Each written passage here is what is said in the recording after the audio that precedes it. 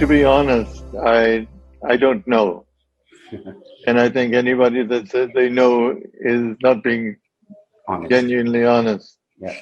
Um, I believe that there's there's a system that works in our environment of going in cycles. We have business cycles, we have health cycles, we have epidemic cycles, and they intensify for a period of time, and then some of them wither away, others get more entrenched. But if you go back in time, uh, there would have been a view that HIV/AIDS was going to be the killer of humanity, but a remedy was found or a treatment was found that seemed to work. I feel for sure we will have a solution that will, if not remove the perils of COVID, that we will have something that will reduce the intensity of what we have. Now, you may argue that that's not going to happen, and you may well be right. I think there's something to be said for your inner feelings. You have situations in Europe and the UK where people have dismissed the the impact of the COVID and are suffering just now because it was done a little too quickly and then considered to be something that they could overcome, and it left them going into another lockdown now, which will go through Christmas. Um, so, if we extend that theory, we have people living in close proximity to each other who have probably given antibodies that are not so well seen in highly developed countries, and today may over time become the savior of uh, the devastation that we see around us. So I don't want to sound either very optimistic or very pessimistic. I don't know. I think I prefer to remain on the safe side of the street, if you might.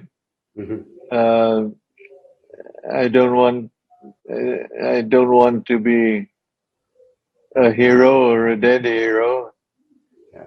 and I think one does deals with this with respect, either whether you look at the face mask, whether you look at washing your hands frequently, whether you look at raising the hygiene standards that our environment has, um, and if one looks at reducing the closeness of proximity to each other, you have maybe a tiresome but what appears to be a working protection of sorts to what we have today. When should we discard the curse of COVID? I don't know. How seriously should we pursue this? I don't know. All I know is that there are families that have never stepped out of their flats when this happened. they've had their staff go to the market. They've stayed away. They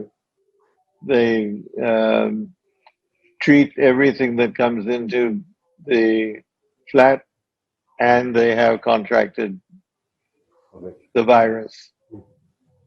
So I think we have to be humble to realize that we have something very powerful that is behind us. I'm not talking of any kind of supernatural, but just a biotech aberration that is taking place. Perhaps no different from cancer and cancer cells that run amok. And uh, everybody's quick to have an explanation or to decry something or uh, run up a red flag on a pole.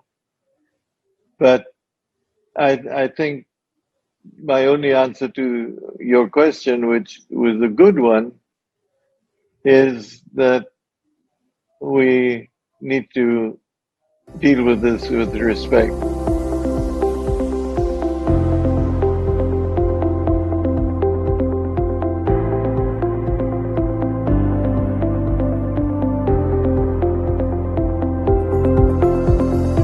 I would say that the what we shall for the time being call the job market Mm-hmm. consists of more than one category of people. The people that have no skills and that have no uh, means of exercising those skills. We have people who have been educated and are, but are ant workers. They're there in multitude. They serve their purpose. They go home in the evening.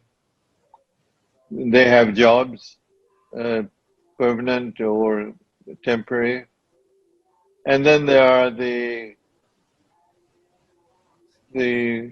truly educated who make uh, technological contributions.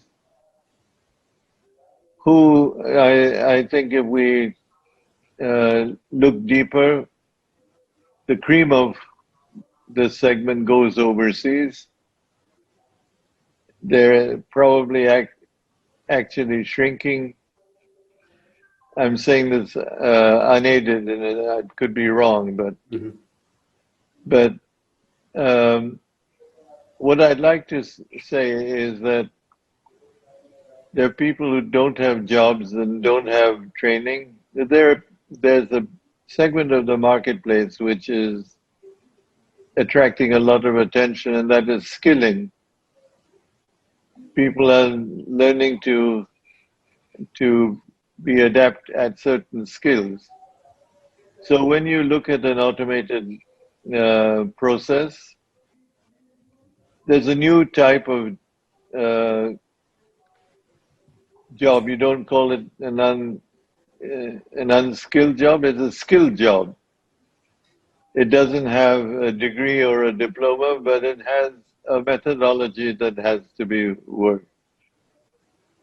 And what does it do? It supplies high-tech products or high-tech processes to the marketplace, which are often not used by unskilled people, but are distributed among the skilled uh, uh, section of our community.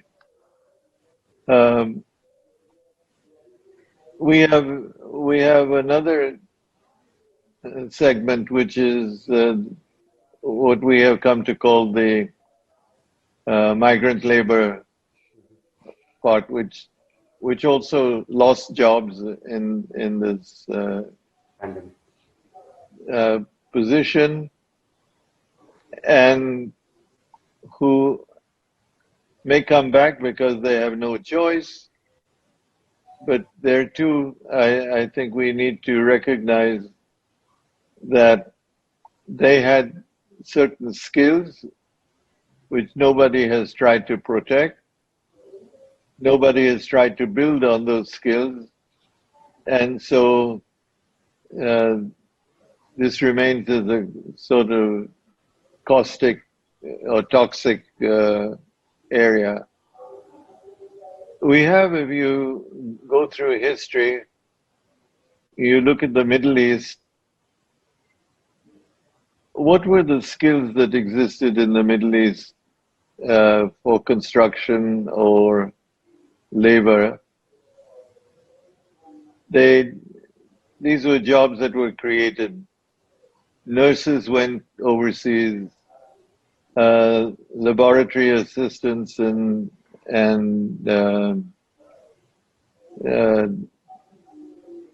and labor, to use a better term, uh, spent their time learning and growing and prospering in a community. But what was behind it was the need for people, not necessarily robots, but people to make the high technology things work. In the 70s, uh, when circuit uh, IT circuits were the height of technology, we had bunches of Chinese young ladies who worked through microscopes, uh, bonding leads from circuits to other points in circuit. They did work at speeds that today would seem to be a thing of the past, because they had speed, they had accuracies, etc. But that's gone now. That's history. Maybe people are looking at speeds 5 and 10 times or 100 times faster, uh, looking at accuracies and no mistakes at a much lower rate. And so, where is the joblessness actually lying? It's really lying in a mismatch of skills to the opportunities that are there. And there's nobody to marshal it in and say, why don't we take this group, skill them, provide them with skills, help get them jobs, and it doesn't matter that they're not called managers. So I think you're right that we have a large group of people who don't have jobs. We also have inadequate attention to the people who don't have jobs, to try and give them the skills to make this happen. Ironically, the government today is quite seriously looking at this skilling area as something that they need to look at, and something that they need to create into a prosperous thing. Now, will it be here, or will it migrate to the Middle East where the opportunities are better? Those are questions that we have to ask ourselves. Can we avoid having that happen?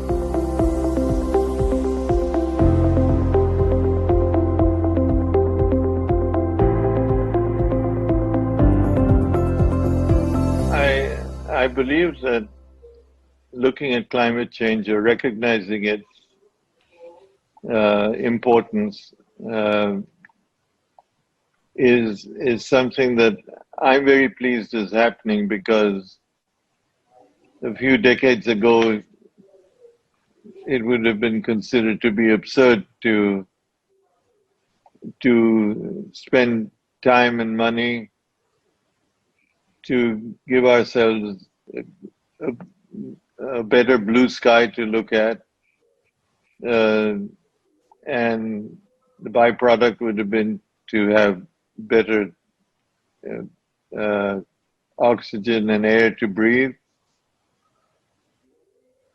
But what we were not looking at was what are we doing for the generations to come. Maybe we we don't see climate change in quite that way. There'll be a large segment of population that would say, "Why are we focusing on this? What is it doing for us? It's eating up our funds. Our we can't get enough food to eat, and why are we doing this?" And I think we have to respond by saying that if we don't do this and we don't recognize the importance of climate change, then we are in fact damning the future generations to come, because then it's too late to, it may be too late already in some areas, but it's too late to react to this. So I think there's always a resistance when you have to put your hand in your pocket and take something out which doesn't have a return written in. But there's a need at the same time to recognize that icebergs are breaking away because of the heating of the environment, that over the next X number of years, fish are going to be dying because of overfishing that takes place, that uh, emissions are going to kill the food we eat and the things we do, the drinks we have, and we're going to continue to have people say, "I don't care." And I feel we should be caring, and we should consider that if we didn't do it, it would be too late.